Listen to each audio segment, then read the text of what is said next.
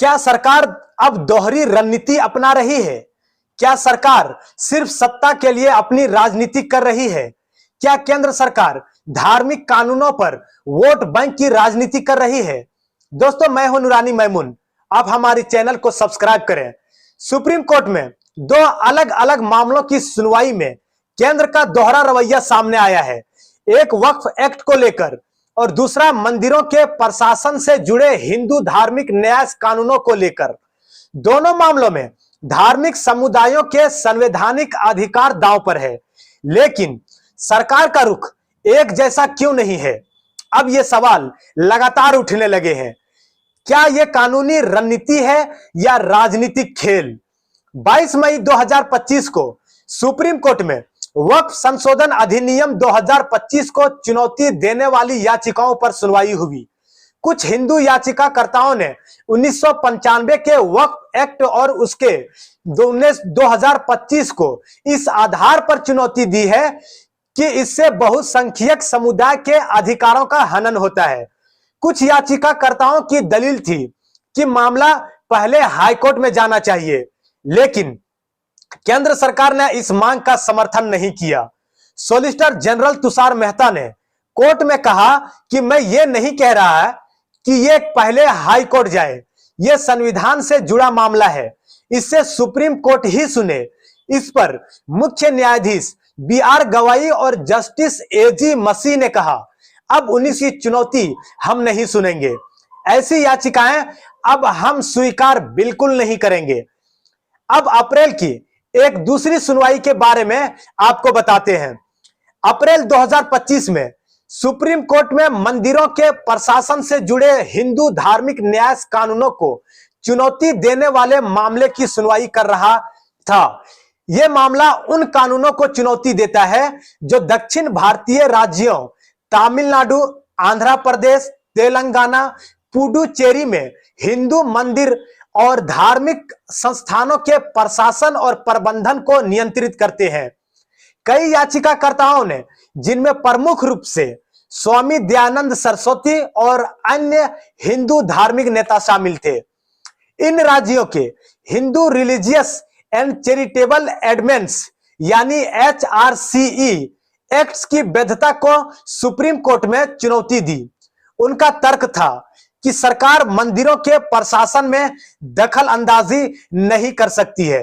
मंदिरों की संपत्ति, धार्मिक रीति रिवाज और प्रबंधन पर राज्य सरकार का नियंत्रण आर्टिकल 25 और 26 में मिले धार्मिक स्वतंत्रता के अधिकारों का उल्लंघन है। याचिकाएं 2012 से लंबित थी, लेकिन सुप्रीम कोर्ट की बेंच, जिसमें जस्टिस B नागर रत्ना और जस्टिस सतीश चंद्र शर्मा थे, उन्होंने केंद्र सरकार के रुख के आधार पर याचिकाएं खारिज कर दी थी। केंद्र सरकार ने कहा कि यह राज्य सरकारों का विषय है और पहले राज्य के हाई कोर्ट्स को सुनवाई करनी चाहिए। कोर्ट ने कहा कि हर राज्य का अलग अलग कानून है, इसलिए सुप्रीम कोर्ट सीधे हस्तक्षेप नहीं कर सकता। वहीं additional solicitor general KM Nataraj ने कोर्ट को बताया कि यह राज्य विशेष के कानून है।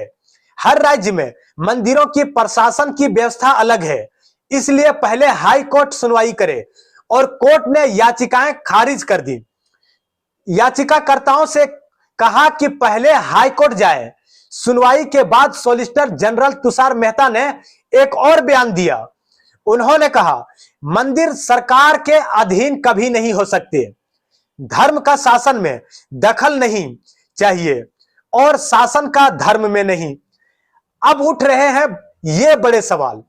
तो जब मंदिरों से जुड़ा कानून राज्य का विशेष कहकर सुप्रीम कोर्ट से खारिज करा दिया गया, तो वक्फ एक्ट जैसे केंद्रीय कानून को सीधे सुप्रीम कोर्ट में सुनने की मांग को क्यों?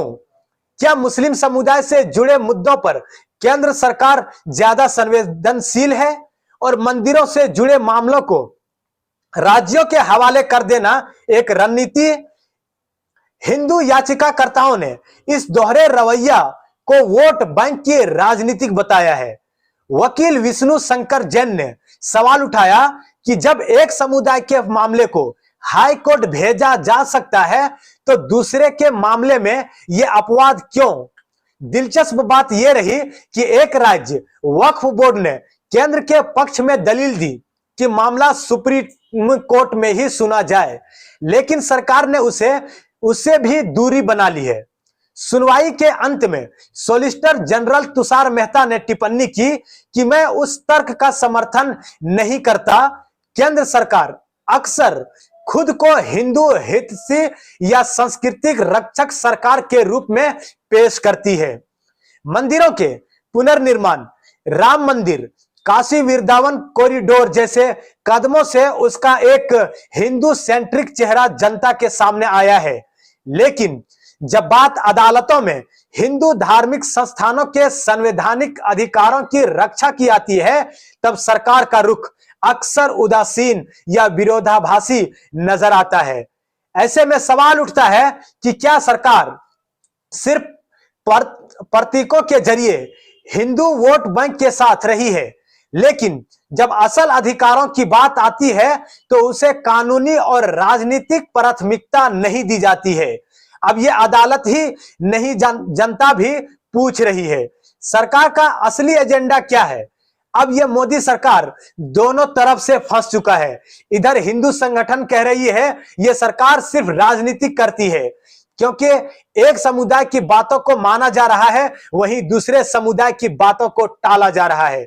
यह दोहरी रणनीति मोदी सरकार की है, सिर्फ वोट बैंक के लिए इस तरह के मामलों में उलझा कर रखती है। दोस्तों, मैं हूं नूरानी मैमून। अगर आपको हमारा यह वीडियो पसंद आया है तो वीडियो को लाइक करें, सब्सक्राइब करें और कमेंट में अपनी राय जरूर दें।